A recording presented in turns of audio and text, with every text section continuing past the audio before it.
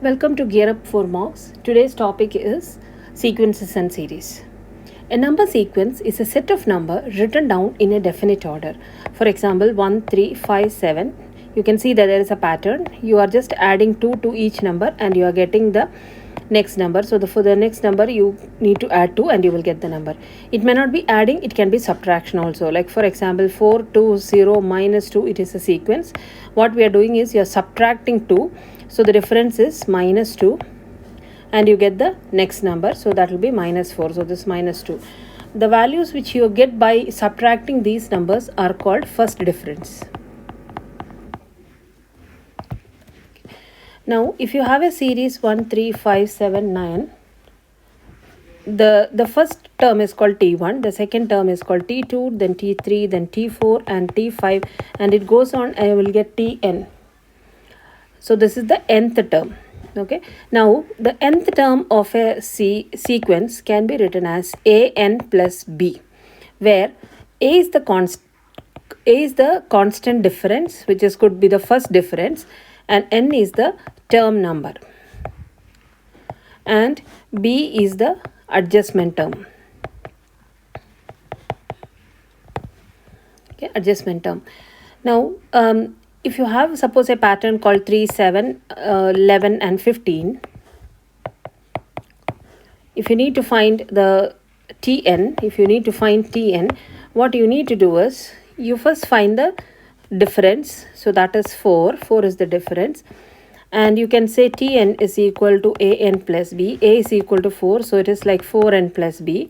And to find b, you sub in for T1, which is like 4 times 1 plus b, and we know the first term is 3. So 4 plus b is equal to 3, and b is equal to 3 minus 4, which is equal to minus 1. So in that case, we get the value of b. Okay. So then Tn become 4n minus 1. This is the nth term. And if you get the nth term, you can find maybe T5 or T10 or something like that by subbing in the values of n. Okay. Now moving on to quadratic patterns. In the case of quadratic patterns, in the case of linear patterns, the first differences will be the same. In the case of quadratic patterns, the second differences will be the same. For example, if you have a quadratic pattern, maybe 2, 7, 14, 23, the first difference, if you calculate the first differences, you will get 5, 7 and 9. And then you calculate the second differences, you get 2. So this is the second difference, and you can see that those are the same. So this is the pattern for quadratic. Now for the quadratic pattern, you can write Tn is equal to an square plus bn plus c. And the same things applies, like if you need to find the nth one, you find the a and then you sub in for T1 or T2, because here there are two variables b and c which you have to find out. So you'll have to sub in for T1 and T2 and then find the values of b and c. Okay. Then moving on to cubic patterns. So cubic patterns, it will have an cube plus bn square plus cn plus d, and in this case the third difference will be the same. So to find the nth term, it's the same series, same pattern what you have to do, same things what you have to do. You find the value of a, which is the first difference, and then you go with subbing in the values and finding 3 simultaneous equations and solving the values for b, c and d. Okay. Now this is sequence. We are now moving on to okay, so this was arithmetic series.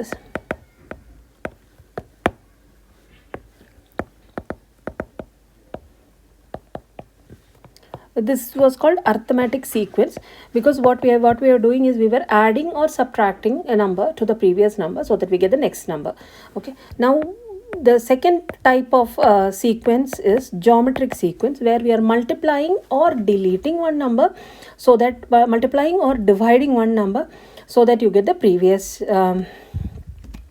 so that we get the previous or the next number. So for example, in this case 2, 4, 8, 16. So what we are doing is you are multiplying it by 2. Okay, and this is called common ratio. The previously it was called difference, first difference, second difference. This is called common ratio. In this case, the Tn is equal to AR to the power of n minus 1, where A is the first term.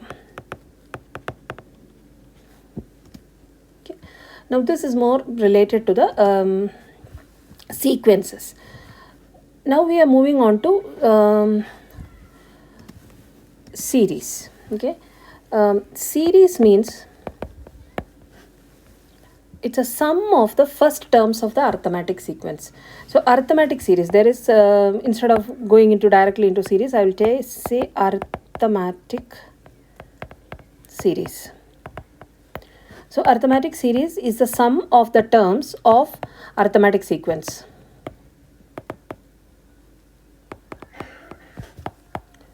Arithmetic sequence. So there's a formula for this. The sum of n numbers is equal to n over 2, 2a plus n minus 1 times d, where a is the first term and d is the common difference. And n is the n number of terms. This is there in page 22 in formula and tables book. So let me show you how to do problems. So there, like for example, if I have a series 4, 7, 10 plus etc. plus 151, you have this formula. So what you need to find out? You need to find out A is the first number, which is like 4. D is the common difference, which is like T2 minus T1. That is equal to T2 is, this is T1, this is T2. So T2 minus T1, 7 minus 4, which is equal to 3. And Sn is equal to n over 2, 2a plus n minus 1 times d. So that is equal to n over 2, 2 times 4 plus n minus 1 times d. That's equal to n over 2, 4 2s are 8 plus d is nothing but 3 plus 3n minus 3. So that's equal to n over 2. 8 minus 3, 5, 5 plus 3n. So this is the nth term of the sequence. Sum of nth, it's not the nth term, sum of n terms. Okay. Now if you need to find the sum of 50 terms, I can say that's S50, which is equal to 50 over 2, 5 plus 3 times 50. And then you simplify this and you will get the values of the number. Now within the series, let me just see what else is there. Okay, now this was arithmetic series. Now we have geometric series here. The series will be AR square, AR cube, AR to the power of 4, etc., AR to the power of n minus 1. Okay, that's how it happens. So and then the nth term is equal to AR to the power of n minus 1. This is also there in page 22. And how will you find R? R is T2 if you have T2 and T1. T2 over T1. That is how we find R. So in this case, it is AR over A, which is equal to R. So if they have given the series to find R, you just divide one term by the previous term. That's like Tn divided by Tn minus 1. And to find the sum of n numbers, the formula is AR to the power of n minus 1 divided by R minus 1. Okay. So for example, if you have something like 3, 6, 12, 24, this is the series, and you need to find Tn, nth term, and you need to find Sn or something like that. You can, how will you find R? R is equal to 6 over 3, which is equal to 2. A is 3, and Tn is equal to AR to the power of n minus 1, so which is like 3 times 2 times n minus 1. So this we cannot simplify and it will go on like this. And Sn will be R to the power of n minus 1 divided by R minus 1. So A is 3 and R is 2. So 2 to the power of n minus 1 divided by 2 minus 1. So you simplify this. No, there's nothing to simplify here because it's an n. But if you want to find the sum of 100 numbers, you just sub in for the value of n and then you will get the values. Okay, and the questions will not be direct as such. The questions will be like the 10th number in a geometric sequence will be this number. So you need to find out, or they can say that there is there are three consecutive terms in a geometric series with some algebraic values, and then you have to find out the possible value of x, or write down the next two terms of the sequence, etc. There can be multiple questions which will come, or it can come as a word problem where they say that a particular hall is filled in a specific way, like the first 4 minute people will be seated here, the second 4 minute people will be seated there. So they will give it as an explanation in word problem. So you might have to write a series, and then you have to find out the other values, like maybe you have to find the sum, or maybe you'll have to they will ask you to find out when the hall will be filled with more than 100 people, or something like that. So there can be multiple questions out of this. So I would really recommend you to go back to your textbook and try to find out certain questions on this. Try to go from the higher end of questions, because since it is a mock, it is very important that you need to practice with exam questions. So mostly in the last questions of the textbook will simulate the exam pattern questions. So try those questions, and you should get a grasp of this question, these type of questions. Now in here, there is a sigma notation which is predominantly used.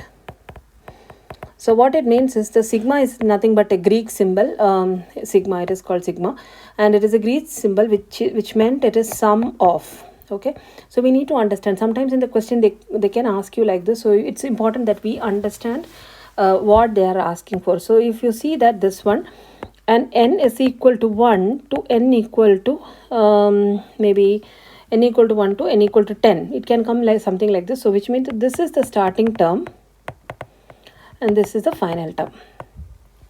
Okay, or they can give it something like n is equal to 1 to 9 to n plus 5.